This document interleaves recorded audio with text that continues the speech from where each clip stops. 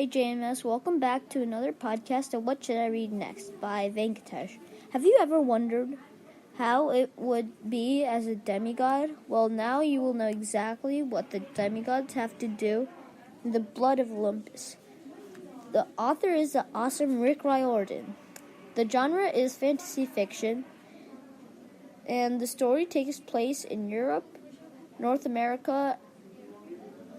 The timeline is July 19th to August 1st. The most important characters are Jason Grace, Piper McLean, Annabeth Chase, and the ever-famous Percy Jackson. Jason Grace is a Roman demigod and is the son of Jupiter and Beryl Grace, his mother. Piper McLean is a Greek demigod, daughter of the goddess Aphrodite and Tristan McLean. She is also the head counselor of the Aphrodite cabin after challenging Drew Tonica. Annabeth Chase is a Greek demigod and daughter of Frederick Chase and the goddess Athena. Percy, or Persis Jackson, is a Greek demigod and is the son of Poseidon and Sally Jackson. He is the head counselor of Poseidon's cabin and the former praetor of Camp Jupiter. The two main conflicts were man versus supernatural when Jason Grace fought with the ghouls of Ithaca when his disguise as an old man burned away. The second was also man versus supernatural when Hazel and Jason had to fight with the goddess of victory, Nike.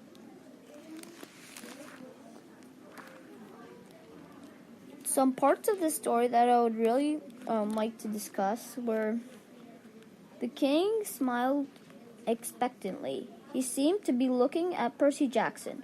Piper glanced over. Percy's nose was still bleeding. He seemed unaware that a trickle of blood made its way down his face and to the end of his chin. "Percy, look out," Piper tried to say, but for once her voice failed her. A single drop of blood fell from his chin. It hit the ground between his feet and sizzled like water on a frying pan. The blood of Olympus watered the ancient stones. Acropolis groaned and shifted as the Earth Mother woke.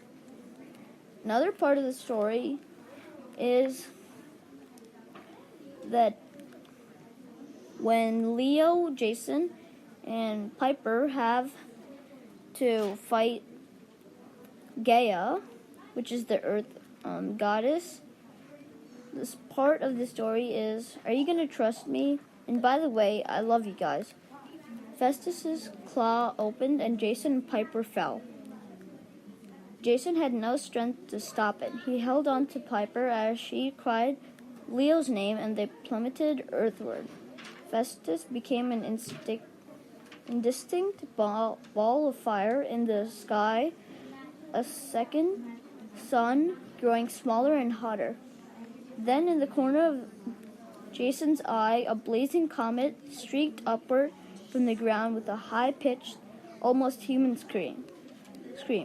Just before Jason blacked out, the comet intercepted the ball of fire above them. The explosion turned the entire sky gold.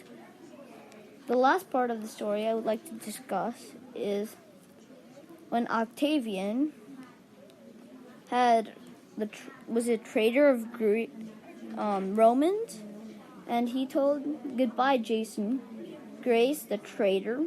Octavian cut the release wire with his auger's knife. Then he disappeared. The catapult arm sprang upward faster than Nico's eyes could follow, launching Octavian along with the ammunition. The auger's scream faded until he was simply part of the Siri comet soaring skyward. "Goodbye, Octavian," Michael Cahill said. He glared at Will and Nico one last time as if daring them to speak. Then he turned his back and trudged away. Nico could have lived with Octavian's end. He might even have said good riddance, but his heart sank as the comet kept gaining altitude.